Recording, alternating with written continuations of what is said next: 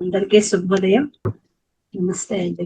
స్కాంద పురాణంలో ఆవంత్య ఖండం ఇదొక ఖండం అనమాట.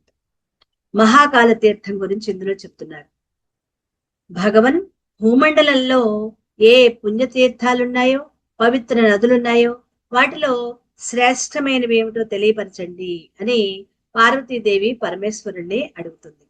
దేవి గంగా నది సమస్త లోకాలలోనూ ప్రఖ్యాతమైనది. సూర్యపుత్రి అయిన నర్మదా యమునా నది కూడా లోకంలోని పాపాలను నశింపచేయటానికి ప్రవహిస్తోంది.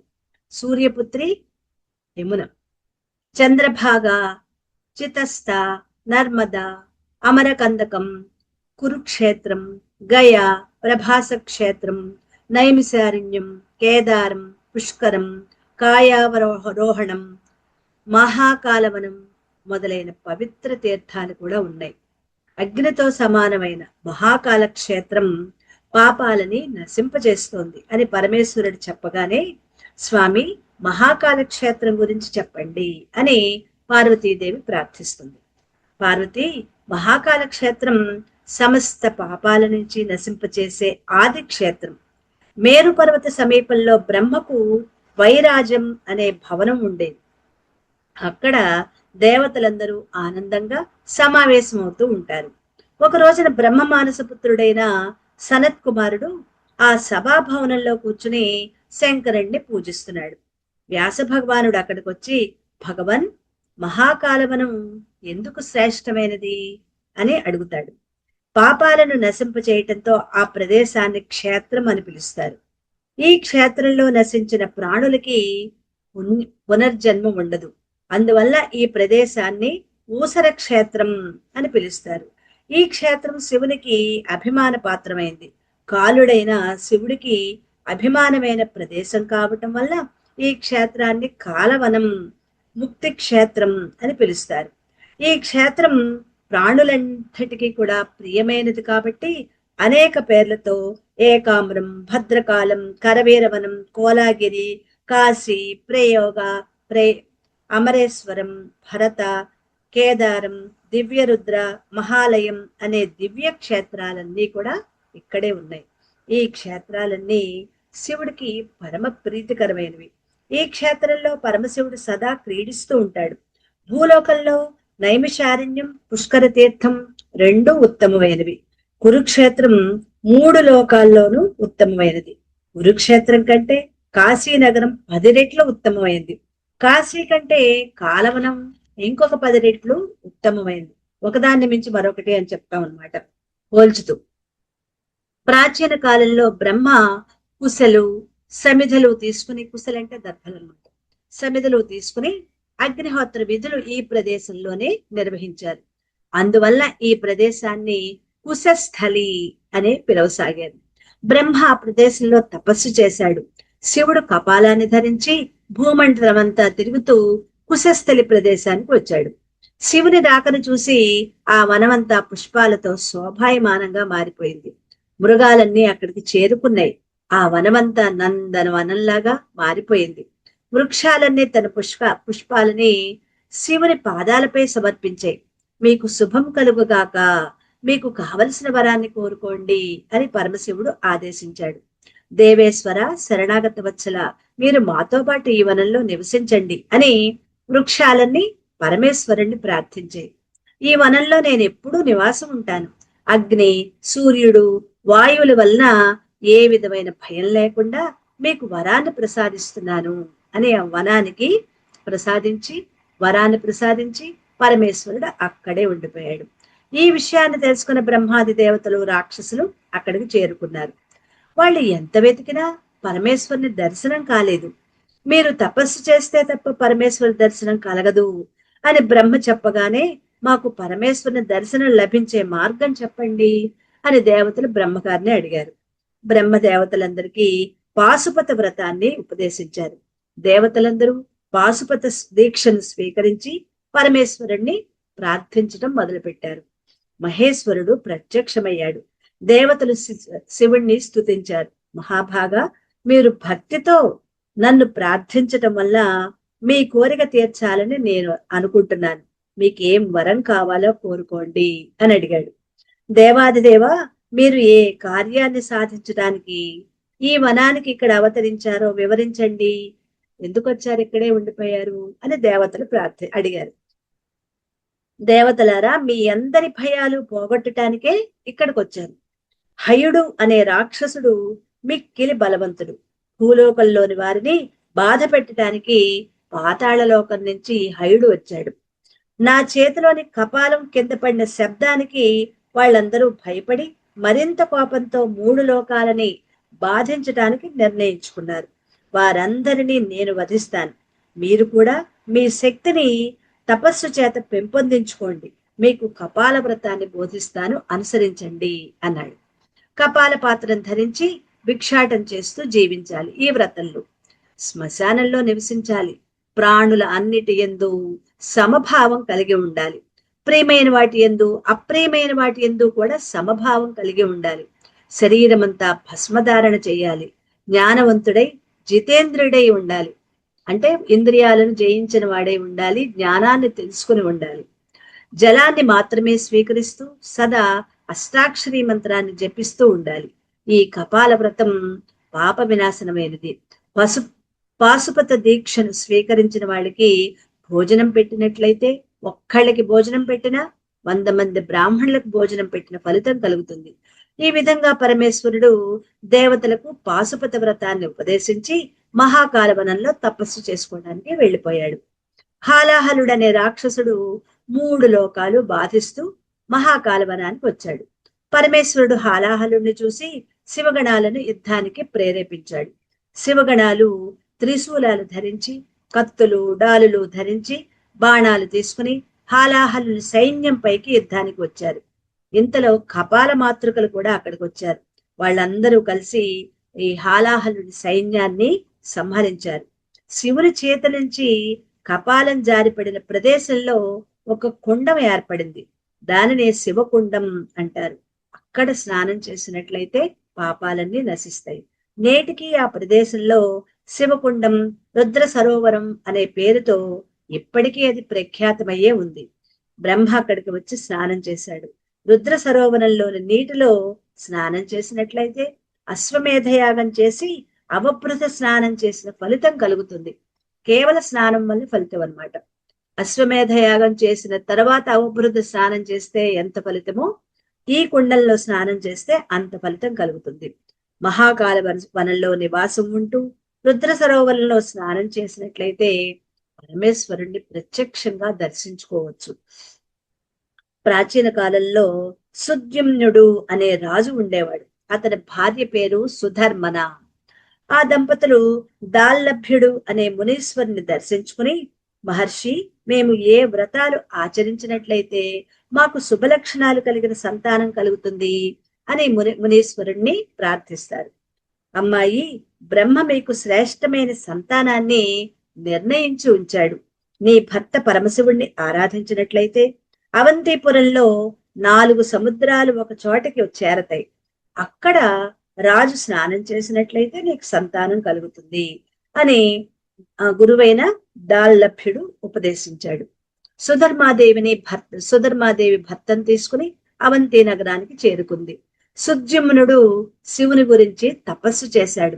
కొంతకాలానికి సముద్రాలు ప్రత్యక్షమై, రాజా, నీ కోరిక ప్రకారం మేము ఇక్కడే ఉంటాం, మీకు శుభలక్షణాలు కలిగిన కుమారుడు జన్మిస్తాడు అని ఆ సముద్రాలు చెప్పాయి. సుద్యుమ్నుని ప్రయత్నం వల్ల 4 సముద్రాలు ఒక చోటకి చేరాయి. ఆ సముద్రంలో స్నానం చేసి పితృతర్పణాలు చేయాలి. అక్కడ పార్వతీ వల్లభుడైన పరమేశ్వరుణ్ణి పూజించాలి. ఆ సముద్ర తీరంలో ఉప్పును తీసుకుని ఒక పాత్రలో వేసి దానిపై బంగారాన్ని ఉంచి బ్రాహ్మణునికి దానం చెయ్యాలి. తర్వాత నవధాన్యాలు ఒక గుడ్డలో కట్టి అందులో ఫల పుష్పాదులు ఉంచి అర్ఘ్య ప్రదానంతో బ్రాహ్మణునికి దానం చెయ్యాలి. తర్వాత పాల సముద్రానికి వెళ్లి అక్కడ స్నానం చేసి రాగి పాత్రలో పాలు తీసుకుని దానం చెయ్యాలి. అటు తర్వాత పెరుగు సముద్రానికి వెళ్లి అక్కడ స్నానం చేసి పెరుగును దానం చెయ్యాలి. 4వదైన ఇక్షు సముద్రం, ఇక్షు అంటే చెరుకు రసం అన్నమాట. ఇక్షు సముద్రానికి వెళ్లి బ్రాహ్మణునికి బెల్లాన్ని దానం చేయాలి. ఈ విధంగా తీర్థయాత్రను ముగించుకున్న తర్వాత ఆవుని, గోమాతని దానం చేయాలి. ఈ విధంగా వ్రతాన్ని ఆచరించిన వాళ్ళకి ధనము, పుత్రులు లభించడమే కాకుండా స్వర్గలోకం కూడా ప్రాప్తిస్తుంది. భగవంతుడైన శంకరుడు శంకరుని నొయ్యి అనే క్షేత్రాన్ని నిర్మించాడు. ఆ క్షేత్రంలో ఆదివారం అష్టమి రోజున స్నానం చేసి బ్రాహ్మణులకు నూతన కమండలాన్ని దానం చేసినట్లయితే సంపూర్ణ భోగభాగ్యాలు లభిస్తాయి. తర్వాత పినాకపాణి అయిన శంకరుడు సూర్యుడిని ఉపాసన చేశాడు. సూర్యుడు ప్రత్యక్షమై శంకరుని కోరికతో అక్కడ శంకరుడు ఆదిత్యుడు అంటే సూర్యుడు అనమాట. శంకరాదిత్యుడు అనే పేరుతో వెలిశాడు. ఆ విధంగా సూర్యుడు శంకరుడు ఒకే చోట వెలయటం చూసి దేవతలు ఆశ్చర్యపోయారు. ఆహా, ఈ ప్రదేశం ఎంత గొప్పదో కదా, సూర్యుడు శివుడు ఒకే చోట ఆవిర్భవించారు కదా అనుకుంటూ శంకరాదిత్యుణ్ణి అర్చించడం ప్రారంభించారు. శంకరాదిత్య, నిన్ను అర్చించిన వాళ్ళకి వ్యాధులు బాధలు లేకుండా రక్షించు అని ప్రార్థించారు. ఒక రోజున శివుడు కపాలాన్ని కడిగాడు. ఆ నీటిని నేల మీద పారబోయగా ఆ నీరే ఒక నదిలా ప్రవహించింది. ఆ నదే గంధవతి అనే పేరుతో 3 లోకాలలో ప్రవహించింది, ప్రఖ్యాతిగాంచింది. ఆ నదిలో స్నానం చేయటం చాలా ఉత్తమమైంది. ఈ నదీ తీరంలో నిర్వహించిన తీర్థ విధులు రెట్టింపు ఫలితాన్ని కలిగిస్తాయి. ప్రాచీన కాలంలో చండ, ప్రచండ అనే రాక్షసులు ఉండేవారు. ఆ రాక్షసులు స్వర్గలోకాన్ని జయించి కైలాసాన్ని స్వాధీనపరుచుకోవాలని వచ్చారు. శివగణాలతో యుద్ధం ప్రారంభించారు. నంది వారిద్దరినీ కూడా ఎదుర్కొన్నాడు. పరమేశ్వరుడు పార్వతీదేవిని చూసి, దేవి, నువ్వు చండ ప్రచండులను సంహరించు అని ఆదేశించాడు. అలాగే పార్వతి చండ ప్రచండులను సంహరించింది, రాక్షసులు అన్నమాట. శివుడు సంతోషపడి, నేటి నుంచి నిన్ను హరసిద్ధి అనే పేరుతో పిలుస్తారు. పార్వతీదేవికి ఇంకొక పేరు హరసిద్ధి అని పరమేశ్వరుడు అభినందించాడు. పరమేశ్వరిని ఎవరు భక్తి, అక్కడ పరమేశ్వరి అంటే హరసిద్ధి దేవత అన్నమాట. ఆమెను ఎవరు భక్తి శ్రద్ధలతో పూజిస్తారో వాళ్ళకి సమస్త భోగాలు, మరణానంతరం శివ సాన్నిధ్యం లభిస్తుంది. పరమేశ్వరీ దేవికి దగ్గరగా ఉన్న వట యక్షిణీదేవిని దర్శించుకున్న వాళ్ళకి సమస్త సిద్ధులు అంటే అష్టసిద్ధులు లభిస్తాయి. వటయక్షిణీదేవిని దర్శించుకుని పిశాచ తీర్థంలో స్నానం చేసి చతుర్దశి రోజున తిలదానం చేసినట్లయితే పిశాచ బాధ కలగదు. అతని కుటుంబంలోని వారందరికీ కూడా పిశాచ బాధ తొలగిపోతుంది.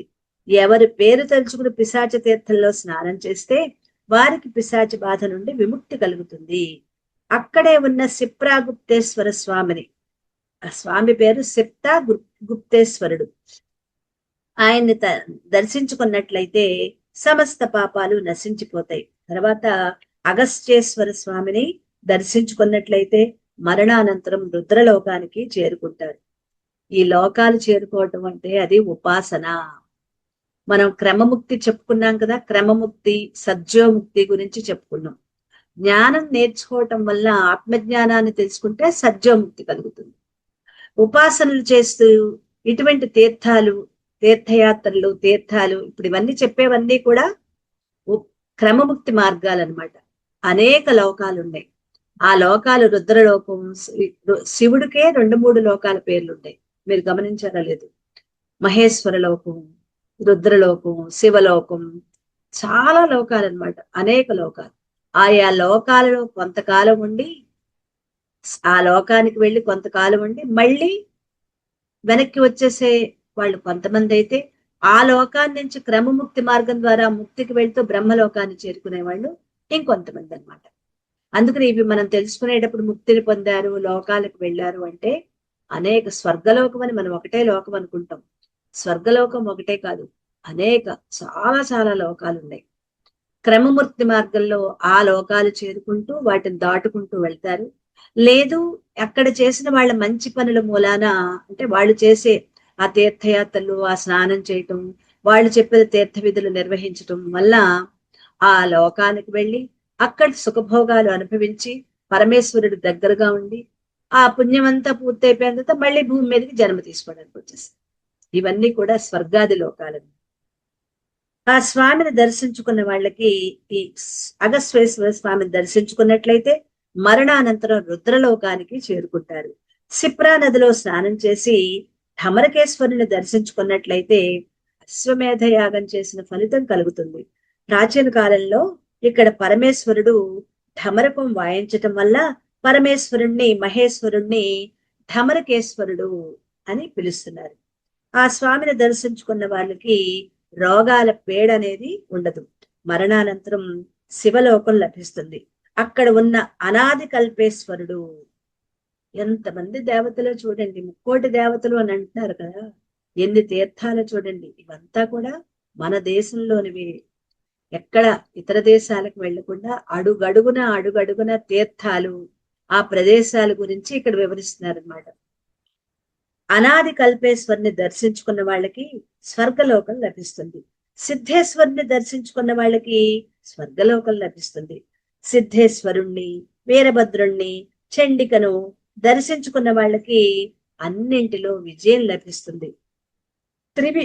త్రివిష్టపు తీర్థంలో స్నానం చేసి స్వర్ణజాలేశ్వరుణ్ణి దర్శించుకున్న వాళ్ళకి పాపాల నుంచి విముక్తి కలుగుతుంది. త్రివిష్టప తీర్థంలో స్నానం చేసిన తర్వాత కర్కటేశ్వరుని దర్శించుకున్న వాళ్ళకి సర్పభయం అనేది ఉండదు. మహామాయను దర్శించుకున్నట్లయితే పరమపదం లభిస్తుంది. స్వర్ణధామంలో స్నానం చేసి భైరవదేవిని దర్శించుకుంటే యజ్ఞం చేసిన ఫలితం కలుగుతుంది.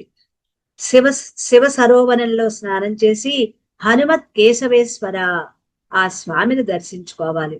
హనుమత్ కేశవేశ్వర స్వామి వృత్తాంతాన్ని సనత్ కుమారుడు ఈ విధంగా వివరించాడు. రావణ వధానంతరం రామచంద్రుడు అయోధ్య నగరానికి వచ్చి రాజ్య పట్టాభిషేకం పొందాడు. ఆ వేడుకలకి అగస్త్య మహర్షి వచ్చారు.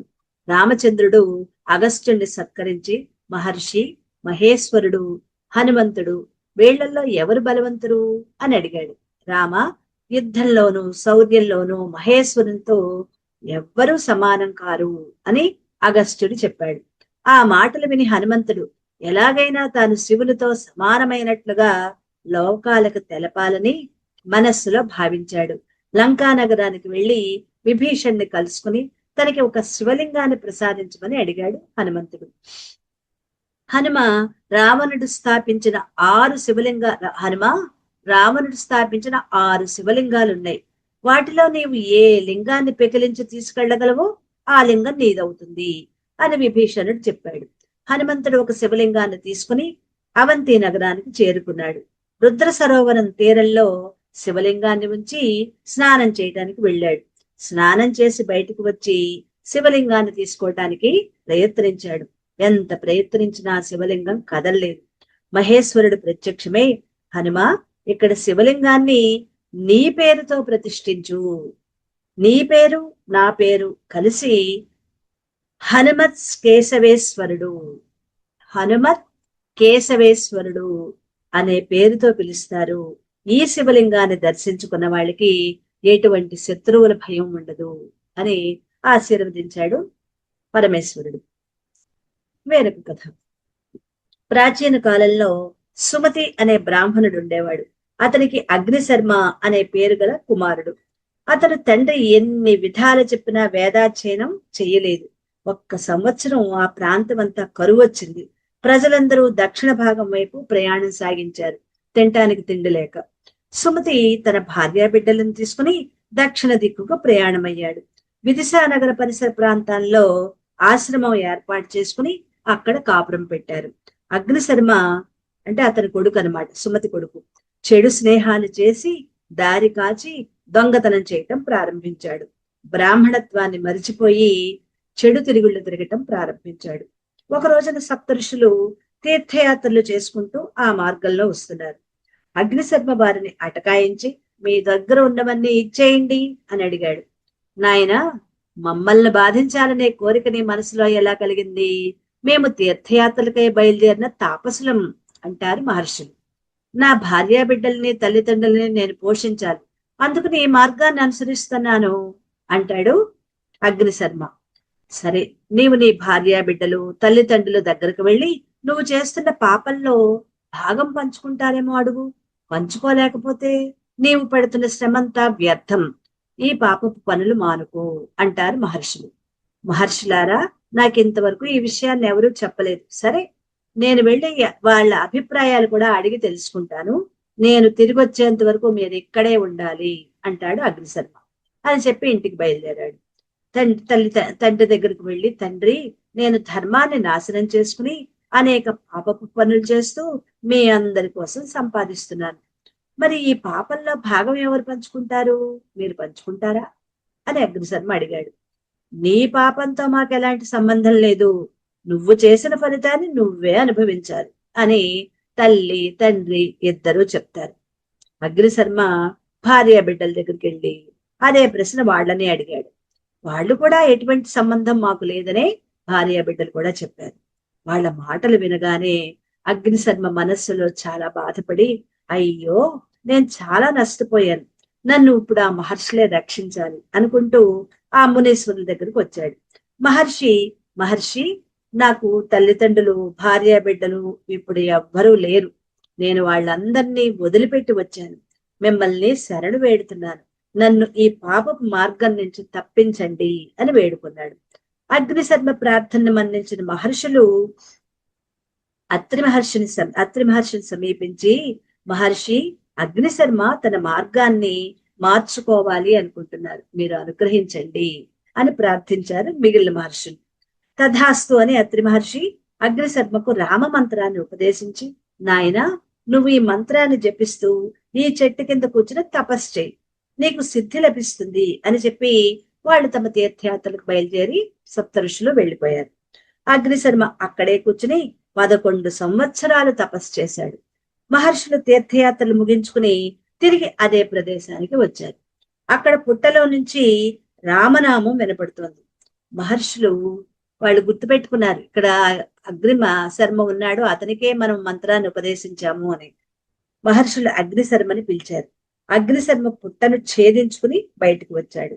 మహర్షులకు నమస్కరించి, మునివర, మీ దయ వల్ల నాకు ఈ జ్ఞానం లభించింది, పాప పంకిల నుంచి బయటపడ్డాను, ఈ దీనుడిని మీరు ఉద్ధరించారు అని పాదాభివందనం చేశాడు. వత్స, నీవు చిరకాలం ఈ పుట్టలో తపస్సు చేశావు కాబట్టి ఇక నుంచి నిన్ను వాల్మీకి అని పిలుస్తారు అని మహర్షులు చెప్పారు. వాల్మీకి కుశస్థలి, ఇందాక మనం చెప్పాం కదా, కుశలు దర్భలు బ్రహ్మ తీసుకొచ్చిన మా ప్రదేశం అని కుశస్థలి. ఆ కుశస్థలి చేరుకుని మహాదేవిని ఆరాధించాడు. ఆమె మహిమ వలన కవిత్వ శక్తి అలవడి రామాయణాన్ని రచించాడు. అవంతి నగరంలో వాల్మీకేశ్వరుడు అనే పేరుతో శివలింగాన్ని ప్రతిష్ఠించాడు. కవిత్వ శక్తి కావలసిన వాళ్ళు ఈ వాల్మీకేశ్వరుణ్ణి ఆరాధించారు. ఇది ఎప్పటిది? ఏ కల్పంలోది? తత్పురుష కల్పంలోని కథ ఇది. అదేంటండి, రత్నాకరుడు వాల్మీకి అయ్యాడు కదా, మళ్ళీ అగ్నిశర్మ వాల్మీకి ఎలా అయ్యాడు అంటే, మనం యుగాలు మారిపోయినప్పుడు కథలు కొద్దిగా మార్పులు చెందుతాయి కదా. ఈ మాట ముందుగానే మనం చెప్పుకున్నాం. యుగాలు అన్నింటిలో రామాయణం ఉంటుంది, మహాభారతం, భాగవతం అన్నీ ఉంటాయి, కానీ కథలలో మార్పు కొద్దిగా ఉంటుంది, ఒకేలా ఉండదు. సేమ్ యాజ్ ఇట్ ఈస్ గా కాదు, వాటిలో మార్పు అనేది ఉంటుంది. ఇది తత్పురుష కల్పంలోని వాల్మీకి కథ అన్నమాట. ఇప్పుడు రేవాఖండం గురించి చెప్తున్నారు. మహర్షి ధర్మతీర్థాలను గురించి తెలుసుకోవాలని మీ దగ్గరికి వచ్చాను. రేవా నది ఏ ప్రదేశంలో ఉంది? ఆ నది శ్రీరుద్రుని వల్ల ఎలా జన్మించింది? ఆ నదీ తీరాన ఏ తీర్థాలు ఉన్నాయో వివరించండి అని సౌనకాది మహర్షులు సూత మహర్షిని అడిగారు. మునీశ్వర, నర్మదా తీర్థాలను గురించి చెప్పటానికి బ్రహ్మ ఈశ్వరుడు మాత్రమే సమర్థులు. ఈ ప్రశ్న పూర్వం జనమేజయుడు వైశంపాయనుణ్ణి అడిగాడు. అప్పుడు జరిగిన ప్రస్తావన అప్పుడు నేను అక్కడే ఉండి విన్నాను, ఆ విషయమే ఇప్పుడు మీకు చెప్తున్నాను అని సూతుడు ఈ విధంగా చెప్పడం ప్రారంభించాడు. పరీక్షణ్ మహారాజు యజ్ఞం చేస్తున్న సమయంలో వైశంపాయన, పూర్వం మా తండ్రులు చేసిన తీర్థ సేవ, వాటి గురించి నాకు చెప్పండి. వారు చాలా కాలం కష్టాలు అనుభవించారు కదా, వాళ్ళు ఏ విధంగా తీర్థయాత్రలు చేయగలిగారు అని పరీక్షణ్ మహారాజు కుమారుడైన జనమేజయుడు, ఆ తాత ముత్తాతలు ఉన్నారు కదా పాండవులు, వాళ్ళ గురించి ఈ వైశంపాయనుణ్ణి అడుగుతారు. మహారాజా, వేదవ్యాస మహర్షికి నమస్కరించి నాకు తెలుసున్న విషయాన్ని మీకు చెప్తాను, శ్రద్ధగా వినండి అని వైశంపాయనుడు ఈ విధంగా చెప్పడం ప్రారంభించాడు. పాండవుల తీర్థయాత్ర. ఇప్పుడు పాండవుల కథలోకి వచ్చాం అనమాట. రాజా, నీ ప్రపితామహులైన పాండవులు, ప్రపితామహులు, ఆ జనమేజయుడి తండ్రి పరీక్షన్ మహారాజు, పరీక్షన్ మహారాజు తండ్రి అభిమన్యుడు, మరి అభిమన్యుని యొక్క తండ్రి, వాళ్ళందరూ ప్రపితామహులు, తాతయ్య తాతయ్య యొక్క తండ్రి అనమాట. వాళ్ళని పితామహులు ప్రపితామహులు అంటారనమాట. ఆ ప్రపితామహులైన పాండవులు, ద్రౌపది కామ్యక వనంలో నివసిస్తూ ఉండేవారు. ఉద్దాలకుడు, విభాండకుడు, ధౌమ్యుడు, పులస్త్యుడు, లోమసుడు పాండవులతో కలిసి ఎప్పుడిది వనంలో, ఈ కామ్యక వనంలో ఎప్పుడున్నారు? 12 సంవత్సరాల అరణ్యవాసంలో కామ్యక వనంలో ఉంటారు. అప్పటి విషయం అనమాట. పాండవులతో కలిసి అక్కడ కొంతకాలం వీళ్ళందరూ ఉంటారు. ఎవరు? ఈ పురోహితులందరూ, ఉద్దాలకుడు, విభాండకుడు, ధౌమ్యుడు. పాండవుల యొక్క పురోహితుడు ధౌమ్యుడు. ఆయన అనేక కథలు చెప్తారు వీళ్ళకి, పాండవులకి. పులస్త్యుడు, లోమసుడు, వీళ్ళు పాండవులతో కలిసి అక్కడ కొంతకాలం ఉన్నారు. అక్కడ ఉన్న తీర్థాలలో స్నానం చేసి వింధ్య పర్వతానికి బయలుదేరారు. ఈ పర్వత ప్రాంతంలో పాండవాదులు అనేక ఆశ్రమాలను చూశారు. ఒక ఆశ్రమాన్ని కూడా చూశారు. ఆ ఆశ్రమం తరు లతాదులతో నిండిపోయి ఉంది, చెట్లు లతలతోటి. జంతువులన్నీ స్నేహంగా తిరుగుతున్నాయి. అందమైన ఆశ్రమం చూసి పాండవులు ఆ ఆశ్రమంలోకి ప్రవేశించారు. ప్రసన్నవదురుడైన మార్కండేయ మహామునిని చూసి ధర్మరాజు సాష్టాంగ నమస్కారం చేశాడు. రానాయన అని పిలిచి మార్కండేయుడు ధర్మరాజు తన దగ్గరగా కూర్చోబెట్టుకున్నాడు. మార్కండేయుడు అతిథి మర్యాదలు చేశాడు. ఆ ధర్మరాజు ఆనందభరితుడై, మహర్షి, లోకంలో ప్రాణులన్నీ నశిస్తాయి కదా, నీకు మరణం లేకుండా ఎలా ఉండగలుగుతున్నావు? గంగా నది, సముద్రాలు, వీటిలో నశించిపోకుండా ఉండేవి ఏవి? నశించేవి ఏవి? నదులు, సముద్రాలలో వేటి జలం పవిత్రమైనది అని ప్రశ్నల వర్షం సంధించాడు ధర్మరాజు. ఎవరిని? మార్కండేయుడిని. మార్కండేయుడిని ప్రార్థిస్తే ఆయన మాట్లాడుతున్నారు. ధర్మరాజా, రుద్రుడు చెప్పిన విషయాలే నేను నీకు చెప్తున్నాను, శ్రద్ధగా విను. గంగా, సరస్వతి, కావేరి, దేవిక, సింధువు, సాలకుటి, సరయువు, శతరుద్ర, మహి, చర్మిల, గోదావరి, పుణ్య, యమున, పయోష్టి, శతద్రువు, ధర్మనది, శుభ అనే నదులు సర్వ పాపాలని నశిస్తాయి. ఇన్ని నదులకి ఇంత అద్భుతమైన పేర్లు ఉన్నాయని కూడా మనకి తెలియదు. చూడండి ఎంత మంచి పేర్లు ఉన్నాయో. మరొక్కసారి నదుల పేర్లు మళ్ళీ తెలుసుకుందాము. గంగా, సరస్వతి, కావేరి, దేవిక, సింధువు, సాలకుటి, సరయువు, శతరుద్ర, మహి, చర్మిల, గోదావరి, పుణ్య, యమునాపయోష్టి, శతద్రువు, ధర్మనది, శుభ. ఈ సర్వ పాపాలు నశిస్తాయి ఈ నదులు. ప్రళయకాలంలో అన్ని నదులు నశించిపోతాయి, కానీ నర్మదా నది మాత్రం నశించిపోదు. ఆ ఒక్క నదే శ్రేష్టమైనది. ఇన్ని నదుల్లోకి శ్రేష్టమైన నది నర్మదా నది. మహాముని, నీవు అనేక కల్పక్షయాలు చూసావు. ఆ సమయంలో నువ్వు చూసిన వింతలు చెప్పు. కల్పాంతంలో ఏ ప్రాణులు నశించాయి, ఏ ప్రాణులు నిలిచాయో వివరంగా చెప్పు. నువ్వు ఒక కల్పం కాదు, 7 కల్పాలు చూసావు, కాబట్టి నీకు అన్ని విషయాలు తెలుస్తాయి కదా అని చెప్తున్నా అని అడుగుతున్నాడు ధర్మరాజు. మార్కండేయుని అడిగేసరికి మహర్షులందరూ, మిగిలిన వాళ్ళందరూ ఆ మహర్షి చుట్టూ చేరిపోయారు. మార్కండేయ మహర్షి చుట్టూ మిగిలిన మహర్షులందరూ వచ్చేసారు. రాజా, నీతో పాటుగా మహర్షులు కూడా వింటారు. ఈ పురాణాలన్నిటినీ పరమేశ్వరుడు ఒకప్పుడు వాయుదేవుడికి చెప్పాడు. వాయుదేవుడు స్కందునికి చెప్పాడు. స్కందుడు అంటే కుమారస్వామి, ఆయనకు చెప్పాడు. స్కందుడు వశిష్ఠునికి చెప్పాడు, వశిష్ఠ మహర్షికి. వశిష్ఠుడు తన కొడుకైన పరాశరుడికి చెప్పాడు. పరాశరుని పుత్రుడు కదా వేదవ్యాసుడు, తన మనవడైన పరాశరుడికి చెప్పాడు. ఈ విధంగా వందల మంది చెప్పుకుంటూ వచ్చారు. నేను కూడా మహేశ్వరుని ఆరాధించి ఈ పురాణం విన్నాను, అదే నీకు నేను చెప్పేది అని చెప్తూ, విష్ణుదేవుని ప్రసాదం వల్ల నేను 7 కల్పాలను చూశాను. ఎవరా చూసింది? మార్కండేయ మహర్షి 7 కల్పాలు చూశారు. లోకాలన్నీ ద్వాదశాదిత్యుల వల్ల నశించిపోయాయి. లోకమంతా జలమయం అయిపోయింది. ఆ సమయంలో నేను నీటిలో ఈదుకుంటూ తిరుగుతున్నాను. ఆ నీటిలో సూర్య తేజస్సుతో సమానమైన ఒక పురుషుణ్ణి చూశాను. తర్వాత నాకు ఒక పర్వతం కనపడింది. మనువు అతని సంతానం కనబడ్డారు. వారు కూడా చక్రంలా గుండ్రంగా తిరుగుతున్నారు ఆ నీటిలో. ఇంతలో నాకు ఒక పెద్ద చేప కనపడింది. ఆ మత్స్యం నన్ను రమ్మనమని పిలిచింది. మహేశ్వరుడే మత్స్య రూపంలో ఉన్నాడు. అప్పటికే నేను చాలా బాగా అలసిపోయి స్పృహ తప్పి మత్స్యం నోటిలోకి చేరుకున్నాను. ఆ సముద్ర మధ్యలో నాకు ఒక నది కనపడింది. ఆ నది ఒడ్డున ఒక సుందరమైన స్త్రీ కనపడింది. ఎవరు నువ్వు అని అడిగాను. నేను ఈశ్వరుని శరీరం నుంచి ఉద్భవించాను. పాపాలను హరించి పుణ్యాన్నిస్తాను. నేను నదిని. నన్ను ఆశ్రయించాక ఇంక భయం లేదు. నీకోసం ఈ పడవ తీసుకొచ్చాను. ఈ పడవలో శంకరుడు ఉన్నాడు. ఆ పడవకు నాశనం అనేది ఉండదు అని తనకు కనిపించిన దేవి చెప్పింది. ఆ మాటలు వినగానే నాకు ఆశ్చర్యం వేసింది. నేను మనువు ఆ పడవలో ప్రవేశించాం.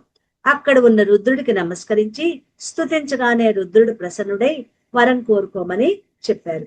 నేను పరమేశ్వరుని పాదాలకు నమస్కరించాను. ఆయన త్రికూట పర్వతం చేరుకున్నాడు. అక్కడ నేను పరమేశ్వరుడితో కలిసి 1000 యుగాలు ఉన్నాను. ఎన్ని యుగాలు? 1000 యుగాలు ఉన్నాను అని మార్కండేయుడు చెప్పగా, మహర్షి, ఆ మహార్ణవంలో తిరుగుతున్న స్త్రీ ఎవరో తెలుసుకోవాలని నాకు చాలా కుతూహలంగా ఉంది అని ధర్మరాజు మార్కండేయుడిని అడిగాడు. రాజా, నేను ఇదే ప్రశ్న మనువుని అడిగాను. మనువు చెప్పిన విషయాన్నే నేను నీకు చెప్తాను, శ్రద్ధగా విను అని మార్కండేయుడు చెప్తున్నాడు. పూర్వం శివుడు తపస్సు చేశాడు. మహేశ్వరునితో పాటు ఉమాదేవి కూడా అక్కడే ఉంది. ఘోరమైన తపస్సు చేయటం వల్ల మహేశ్వరునికి శరీరం అంతా చెమటతో నిండిపోయింది. ఆ చెమటకి ఆ పర్వతం అంతా తడిసిపోయింది. ఆ చెమట నదిగా ప్రవహించింది. ఆ నది స్త్రీ రూపం ధరించి కృతయుగంలో 10,000 సంవత్సరాలు రుద్రుణ్ణి ఆరాధించింది. శంకరుడు ప్రత్యక్షమై, నీ మనసులోని కోరికేదో చెప్పు అన్నాడు ఆ నదితో. ప్రభు, ప్రళయకాలంలో స్థావరాలు జంగమాలు అన్నీ నశించిపోతాయి కదా. ఆ నశించే సమయంలో నేను నశించకుండా అక్షయరాయల్లై ఉండేట్లుగా వరాన్ని ప్రసాదించు. అన్నీ నశించినా నేను మాత్రం నశించిపోకుండా అక్షయంగా ఉండేట్లుగా వరాన్ని ప్రసాదించు. నాలో స్నానం చేసేవాళ్ళు పాప విముక్తులయ్యేటట్లుగా చూడు. జాహ్నవిలాగా, జాహ్నవి అంటే గంగాదేవి, నేను కూడా పూజితురాలయ్యేలాగా వరాన్ని ప్రసాదించు. గంగానది వల్లే నన్ను దక్షిణ గంగా అని పిలవాలి. సర్వతీర్థాల్లో స్నానం చేసిన ఫలితం నాలో స్నానం చేయటం వల్ల కలిగేటట్లుగా చూడు. బ్రహ్మహత్య పాతకం చేసిన నాలో ఒక్క నెల రోజులు స్నానం చేసేటట్లుగా ఆ పాపమంతా పోయేటట్లుగా అనుగ్రహించు. నాలో స్నానం చేయటం వల్ల యజ్ఞ ఫలం కలిగేటట్లుగా చూడు. సమస్త దానాల ఫలం నా జలం వల్ల కలగాలి. నా ఒడ్డున నీవు ఉమాదేవితో పాటుగా ఉండాలి. నా జలంలో మరణించిన వాళ్ళకి స్వర్గ నివాసం కలగాలి. ప్రభు, నీవు అనుగ్రహిస్తే నేను ముల్లోకాలలోనూ మహాపాతక నాశనం అవుతాను అని నర్మద ప్రార్థించింది. ఇది ఎవరి కోసం ప్రార్థించింది? మనందరి కోసమే ఆవిడ ప్రార్థించింది. తనకంటూ ఇందులో ఏది కూడా స్వార్థం అనేది ఏది లేకుండా ప్రార్థించింది. నర్మదా, నీవు కోరినట్లే జరుగుతుంది. ఈ వరాలను పొందటానికి నువ్వు తప్ప ఇంకొకళ్ళు ఎవ్వరూ అర్హులు కారు. నీవు నా దేహం నుండి పుట్టినప్పుడే సర్వపాప విమోచనము అయ్యావు. నీ నదీ తీరంలో నివసించే సర్వ ప్రాణులు సద్గతిని పొందుతారు. దక్షిణ ఒడ్డున మరణించే వాళ్ళు పితృలోకానికి చేరుకుంటారు. నేను ఉమాదేవి నీ తీర భాగంలో, అంటే నర్మదా నదీ తీర భాగంలో ఎక్కడో అక్కడ ఉంటాం. ఇంకా నీవు వెళ్ళిరా అని ఆశీర్వదించి, నర్మదను ఆశీర్వదించి మహేశ్వరుడు అదృశ్యమయ్యాడు. శ్రవణ మహానది, నర్మద, సురస, అమృత, మందాకిని, దసార్ల, చిత్రకూట, తమస, విదస, కరభ, యమున, చిత్రోత్పల, విపాస, అంజుని, వాలువాహిని అని నర్మదకి 15 పేర్లున్నాయి. ఈ పేర్లన్నీ నర్మదా నది పేర్లు అన్నమాట. నర్మదా చరిత్ర ఇంకా చెప్పండి అని ధర్మరాజు వినయంగా అడుగుతున్నాడు. ఇంకా దాని గురించి ఆయన ఏం చెప్తున్నారు అన్నది మనం రేపు తెలుసు.